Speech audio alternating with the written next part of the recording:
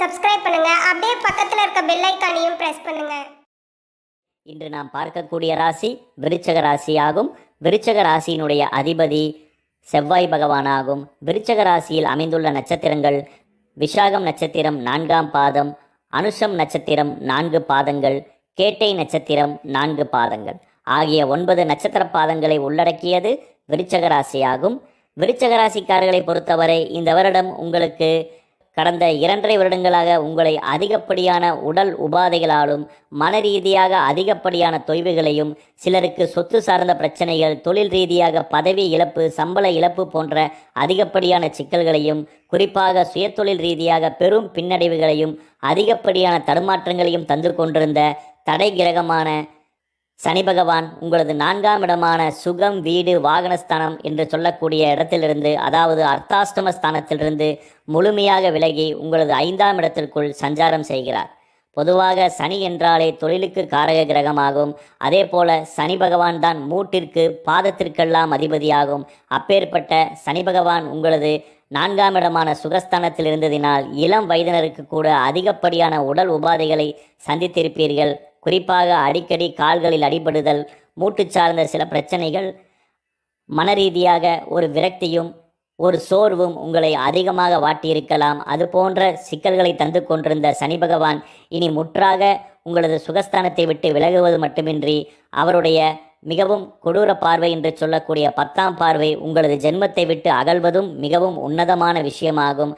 அதனால் இதுவரை இருந்து வந்த மனரீதியான இறுக்கங்கள், சில தாழ்வு மனப்பான்மைகள், தொழில் ஆதிக்கத்தில் எவ்வளவு அறிவுடன் ஆற்றலுடன் செயல்பட்டாலும் ஏதாவது சிறு சிறு பிரச்சனைகளால் சாதிக்க முடியவில்லையே என்ற மன ஓட்டங்கள் இந்த வருடம் நிச்சயம் நிவர்த்தியாகி எதிலும் தெம்போடும் துடிப்போடும் சாதிக்கக்கூடிய நல்ல வாய்ப்புகளும் அனுகூலமான சூழல்களும் உருவாகும்.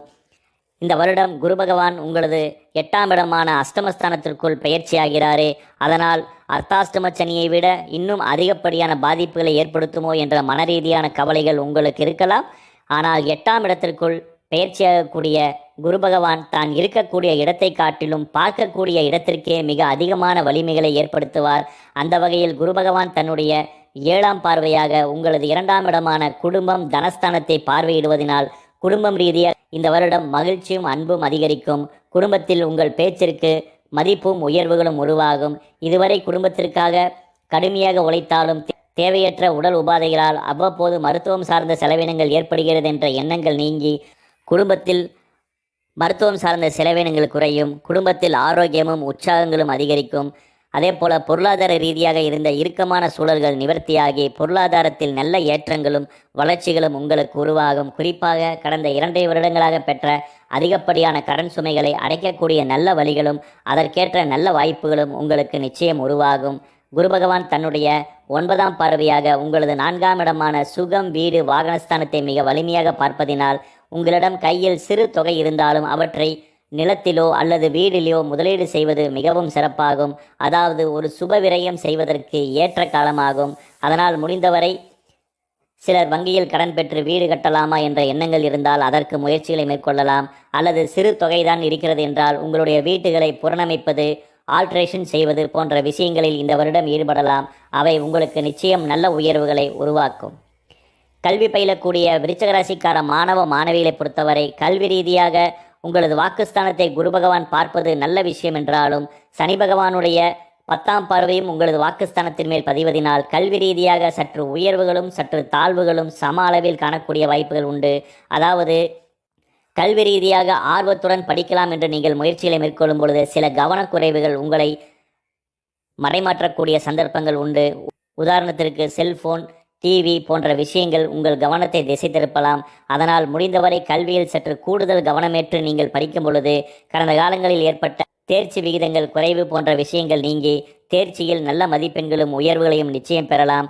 அதே போல உங்களது வாக்குஸ்தானத்தை சனி பகவானும் ஒரு சேர பார்ப்பதினால் சில தேவையற்ற வார்த்தைகள் உங்கள் வாயிலிருந்து வெளிவருவதற்கான வாய்ப்புகள் உண்டு. அதனால் முடிந்தவரை கோபத்தை குறைத்துக் கொள்வது உங்கள் கல்வியில் உயர்வையும் தரத்தையும் அதிகரிக்கச் செய்யும்.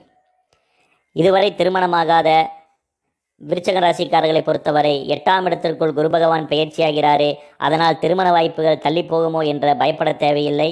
உங்களது பிறப்பு கால ஜாதகத்தில் உங்களது 8ஆம் இடமான மிதுன ராசியினுள் சுக்கிர பகவான், புத பகவான், சூரிய பகவான் இருந்து அங்கே குரு பகவான் பயிற்சியாகும் பொழுது உங்களுக்கு சாதகமான பலன்களையே உருவாக்குவார். அதனால் பொதுவாக 8ஆம் இடத்திற்குள் குரு பகவான் சென்றால் திருமணம் ஆகாது என்று நீங்கள் பயப்பட தேவையில்லை. அதனால் திருமணம் சார்ந்து இந்த வருடம் தாராளமாக முயற்சிகளை மேற்கொள்ளுங்கள். உங்களுக்கு நல்ல வரன் நிச்சயம் அமையும்.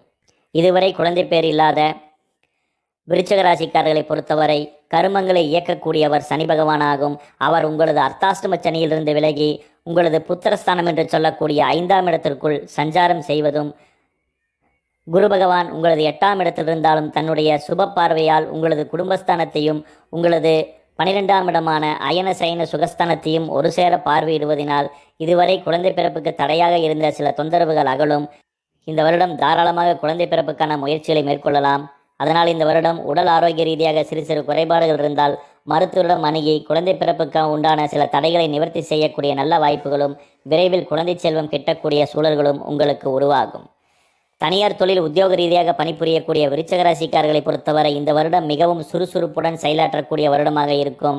நீங்கள் கடினமாக உழைத்தாலும் பொருளாதார ரீதியாக சில தடுமாற்றங்களால் ஒரு சில விரக்திகள் அவ்வப்போது தோன்றலாம். அதனால் அவற்றையெல்லாம் தூக்கி வீசிவிட்டு நீங்கள் தொடர்ந்து தொழில் சார்ந்த வகையில் அதிக முயற்சிகளை மேற்கொள்ளும் பொழுது உங்களுக்கு இருந்து வந்த சில தொந்தரவுகள் அகலும். தொழில் ரீதியாக ஏற்றத்தாழ்வுகள் குறையும்.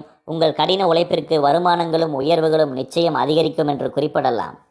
சுயமாக தொழில் செய்யக்கூடிய விருச்சிக ராசிக்காரர்களை பொறுத்தவரை சுயதொழில் ரீதியாக இந்த வருடம் நல்ல ஏற்றங்களை காணக்கூடிய சிறப்பான வருடமாக இருக்கும். பெரும் பணத்திற்கு அதிபதி 8ஆம் இடத்தில் மறைகிறாரே என்று பயப்பட தேவையில்லை.